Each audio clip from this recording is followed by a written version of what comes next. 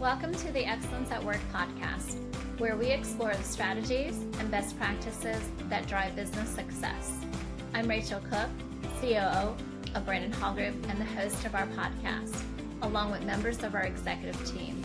In each episode, we'll dive into the latest trends, insights, and real-world examples from some of the most exciting leaders from organizations worldwide.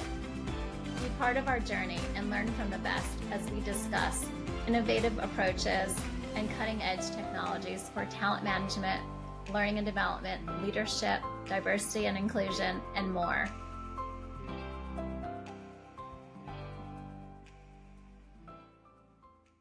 Hi, everyone. This is Michael Rochelle, Chief Strategy Officer here at the Brandon Hall Group. Very excited to have another Excellence at Work podcast with you today. And I'm extremely excited to introduce Soma. Soma, can you introduce yourself? Yes, sure. I'm Soma Bhaduri. I am the business head and senior vice president of Liberate, where I lead the business with a focus on strategic growth, client success, and delivering impactful workforce transformation solutions. I bring over 20 years of experience in the L&D space with me, and with a strong blend of business leadership, consulting expertise, and a deep understanding of learning and performance. Over the course of my career, I have worked very, very closely with global organizations to design, scale, and scalable initiatives that has consistently showed and supported performance improvement and long-term business goals. So my strategic approach, my customer-centric mindset, I hope to be able to add value in helping organizations maximize their learning investments and drive some meaningful business impact. Yeah, that's a little about me. Well, thanks. It's a great background, especially for what we're going to talk about today. And it's an intriguing topic. We're going to cover the great L&D reset, the rise of managed learning. And so there's a lot that can be covered here. And it's definitely top of mind for, I'm sure, many of our audience members that are working in the learning and development functions within their organization. So the first question that comes to mind, Soma, is there's a growing narrative that traditional L&D teams are shrinking, as what we're actually seeing is the decline of in-house L&D, or is it the function being rewired into something fundamentally different? Well, I don't really think in-house L&D is shrinking, but I do think it is fundamentally being rewired. If you look at how L&D has operated traditionally, a large part of the function was really focused on building content, managing programs, coordinating with vendors, handling a lot of the execution part. And that model worked beautifully when learning demand was more predictable. It was more program based. However, today organizations are dealing with continuous reskilling, upskilling, a lot of cross skilling, evolving roles, and very rapidly changing business priorities. So this definitely requires L&D teams to operate very differently. Instead of building everything internally, internal teams are increasingly now focusing on the skill strategy part, the capability mapping aspects, and aligning learning with the business goals, which is becoming imperative for our L&D partners. So they're becoming more orchestrators, I would say, rather than becoming, than the builders that they were at some point. And we're also seeing the rise of leaner internal teams, not to say cost always, but yes, that's a crucial sort of a lever that plays in every organization today. And also not because learning is less important, but because the work itself has completely changed. Internal L&D is now moving toward the vision, defining the vision really in many ways, and setting standards, ensuring there's governance, there's a measurable impact, which was not the case some time back. And this the execution layer, whether that's content creation, whether it's platform management, consulting and advisory, a global rollout, is often delivered through an ecosystem of partners that can manage this more efficiently, more effectively, who have the scale and capability. So, in a nutshell, the role of L&D for me is actually moving up the value chain instead of what it was earlier. It's shifting from just being the content creators to becoming the capability architects of any organization. In that sense, House L&D is not going away. It's not really, it's not the end of L&D ever, or it won't be, but it's just becoming, actually, if you ask me, they're becoming more like the control towers that can define the direction or prioritize the skills that ensures that learning is extremely tightly woven with the business outcomes, while the broader ecosystem helps deliver at scale. So that's where I see things going. I like that. It brings an analogy to mind that instead of playing in the orchestra, you're conducting. Yeah, So I agree with you. absolutely. I think there's the opportunity to empower a lot of learning development professionals and teams, and not Yeah. this as a decline. Particularly, it's a little bit off topic, but when you add AI into that, you're going to need the human intelligence. That's where the real shine is going to come from AI, Yeah, is keeping humans involved in that process. that's right. So let's talk a little bit more about learning services. So we see this, and you brought up that, there's a way now to be able to have partnerships and long-term relationships outside the traditional L&D structure. Can you go over with folks, because they're probably going through the same evaluation process in their head, but what do you see are the main drivers for when people look at learning services? Yeah. So there are a few forces that are converging and making managed learning services, as we call it, or MLS. Some call it MSP, managed services Mhm. partners, and so on. And that is becoming much more relevant today. Now, what's driving this shift? Well, the first is speed, to my mind. So organizations need to reskill at a pace that they probably never imagined in the past, often across global audiences, because many large organizations have people in different regions across the world. And whether it's a digital transformation, whether it is AI adoption, whether it's a role getting evolved, learning can't take months to design, to deploy, to be able to, you can't have logistical challenges in terms of delivering or disseminating the learning, skilling people, and it needs to be continuous. It needs to be scalable, much more at this stage, I would say. So that's the first thing, the speed. The second driver to my mind is the capability aspect. Now, modern learning involves a lot of these AI enabled content creation. It would need personalization, sometimes hyper personalization. If you have, very layered organizations that have, multiple layers within a single sort of a tier, you need immersive experience. You need a lot of analytics than you did earlier, and an integrated learning technology stacks, a lot of tech enablement capabilities. All of these were missing, or not so much prominent earlier. So many internal teams wouldn't have these capabilities, and a lot of this is not available in house. Building them internally is a possibility, but that could be very slow. It could be expensive.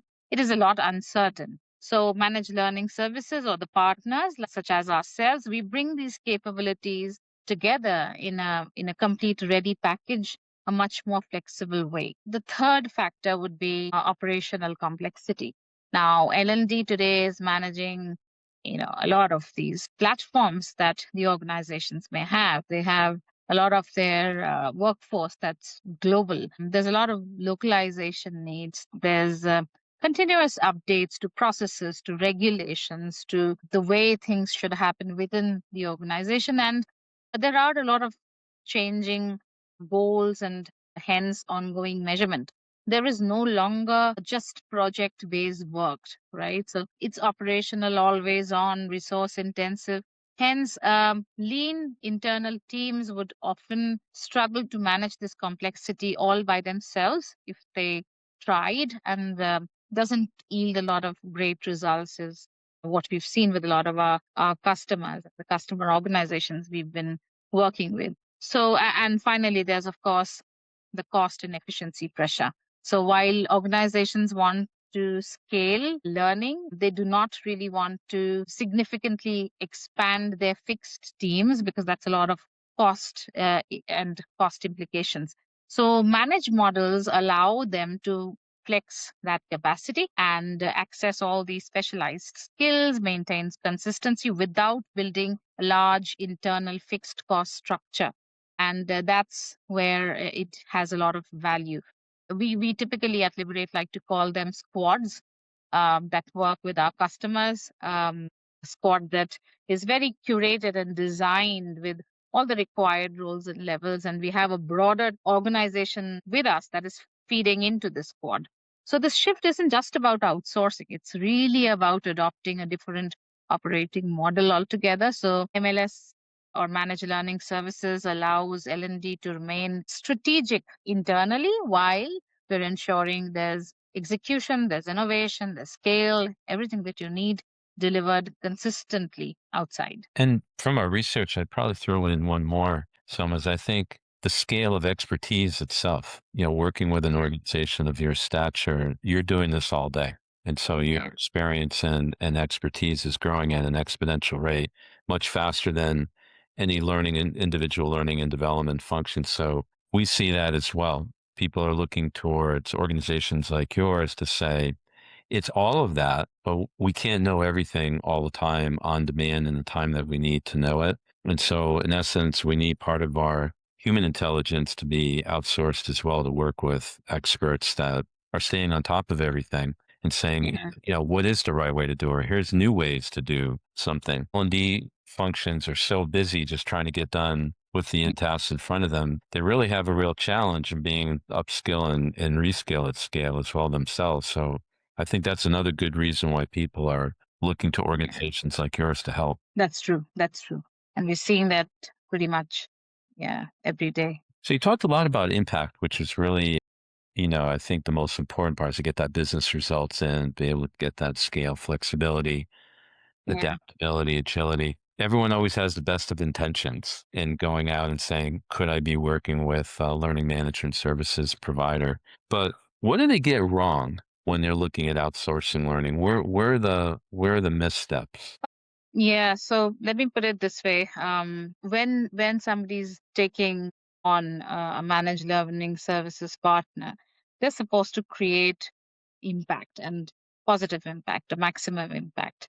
Now, these services would create the most value in areas that may require scale, that may require a lot of continuity, a lot of specialized capability. For example, managing an end-to-end content ecosystem is an ongoing effort for organizations like the BFSI sector, the pharma sector, even oil and energy for that matter. You have a lot of evolving content and hence content ecosystems that need to be up to date. Now, it involves new content, refreshing the cycles, localizing them, aligning them to the evolving skills. And this kind of work would definitely benefit from a managed model rather than somebody sitting internally and trying to do this across not just scale, but across all the entities that they have. Similarly, learning operations and administration, these would be ideal for managed services because we would want the L&D uh, leaders and the partners to be able to focus on things that are more strategic, right? So things such as scheduling, learner support, reports, and tons of reports, so to say, vendor coordination, maybe program management. I mean, these are all very, I would say, not mundane, but they don't need strategy. So we'd much rather, they're critical, no doubt, but they require a lot of your operational bandwidth, which then stops you from doing what is more strategic and what an L&D leader should do. So we say, let us take all of that on while you focus on the strategic aspects. Platform management, that could be another high impact area and it could go wrong potentially if you don't have the capability and you're trying to sort of, like you experiment, let me use the word, with a lot of the available platforms, or you try using Moodle to your advantage and not knowing what lies ahead because organizations today often have multiple learning platforms, integrations, data flow, and keeping these optimized, aligned to the learning strategy that requires continuous attention. It requires a lot of technical expertise that we bring. And potentially, while it may sound similar, but we know it takes more like different skill, I would say craftsmen, let me put it that way, Right.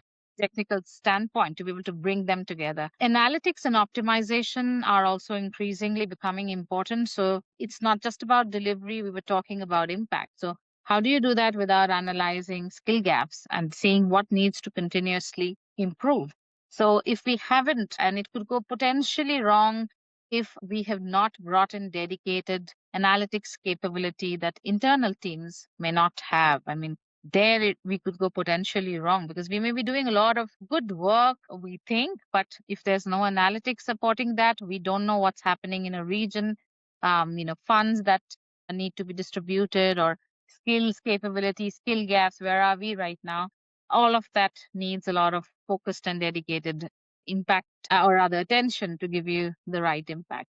And then organizations would sometimes struggle when they outsource strategy entirely. That's where they could potentially go wrong or don't establish very strong governance. So the most successful model, to my mind, would be to keep the skills strategy, the business alignment, the decision making part in house. It should reside with the organization, while you bring in partners that could drive your execution, that could drive your innovation. It could build operations at scale. And hence, it is not outsourcing learning, but building a partnership model. So I think that the term managed learning services sometimes is almost like a misnomer. It says, I'm outsourcing learning, but you're not. You are actually trying, or we should be trying to build a partnership model where the internal L&D should define direction, and the managed learning services partner like us should help operationalize that vision very, very effectively. So it wouldn't be an interview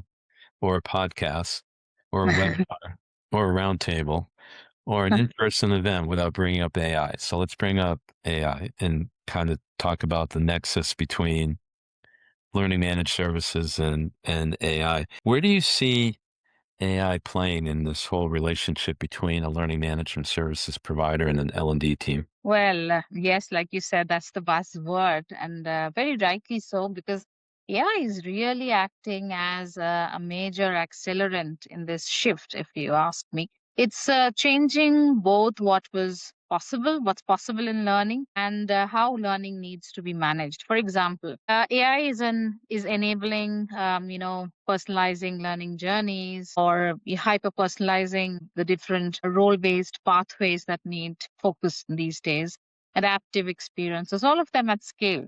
That's something organizations increasingly expect, but it requires continuous orchestration behind the scenes, because you have to understand and identify which role, which model, which path, who is at what skill level, where do they need to go, what kind of learning do they need to take. And you could even have people at the same role or with the same skill set, but then the proficiencies could be different. And all of that is impossible to deliver at scale or orchestrate without having something like AI help us. AI is also transforming content creation, like we know. We're Mm-hmm. seeing much faster development cycles where we could automate a lot of these updates that keep happening, and the ability to generate variations for the different roles, the regions, contextualizing it at a skill level, making practice much easier, much more, I would say, in tune with what's needed. But to make this sustainable, we do need governance, we need quality checks, and we need them to be very closely integrated with the learning strategy. Another, I would say, important shift is skills intelligence. Now, AI can very well help us, or our L&D partners, identify skill gaps or skill mapping, and then mapping what learning should be allocated to which roles, and then should be able to recommend pathways. So this works only when you have data platforms, content ecosystems, everything very seamlessly connected, and they are continuously optimized. It can't be obsolete, it can't be incorrect. So that does require ongoing operational capability. Most L&D teams don't have all of this in house. So even if they experiment with a lot of the available AI tools, what often happens is operationalizing them at scale doesn't happen, or is a totally different challenge altogether. So that's where managed learning services become critical. We as a partner can bring technology, design, analytics, operations into a single managed ecosystem. And therefore, AI is not just improving the learning experiences, it is also driving the need for a more integrated, managed operating model. In many ways, I would say AI does make scale possible. It's one of the biggest enablers to my mind. And managed learning services is or can be made way more sustainable if we know how to leverage AI to our advantage. And also, too, just to make a finer point on what you articulated, Soma, in our research, 46% of organizations that we surveyed and talked to are at the lower end of the readiness stage of using AI. So you're absolutely right in that we see the same thing, that learning management service provider that understands AI could clearly help, 1 out of 2 organizations that are just starting to figure it out or just getting Yeah. they don't make those mistakes and make those missteps that you talked about. So 100% in alignment on that. One final question before we wrap up today, putting you on the hot seat. If you were designing the ideal future state L&D function today, what would that look like in-house? How would that be managed externally? And how would that model operate in your mind? Yeah. Well, the ideal L&D model, to my mind, and the future L&D model, I'd say, is really a lean internal team paired with managed scale. The internal L&D function should pretty much focus on what matters strategically for the organization, which would include skill strategy rather, business alignment, defining the learning experience because they know the audience the best, and a very, very strong governance model. They should act as the control tower, like I was referring to earlier, in ensuring that learning is well aligned to the business priorities, the business outcomes, that the learning objectives are mapped to the KPIs that then tie up into the broader business goals. Around that core lean internal team, managed learning partners bring execution at scale. So they manage, or they should be able to then manage the content ecosystems, operate the platforms, support these global rollouts, and drive continuous optimization. A learning partner or a good a managed learning partner should bring in specialized capabilities. Now, whether that's AI-enabled development, different machine learning algorithms, or immersive learning using technologies like AI, AR, VR, or XR, MR at scale, or designing these AI-enabled analytics dashboards, and that can sit on any and every learning platform or learning management system to provide insights.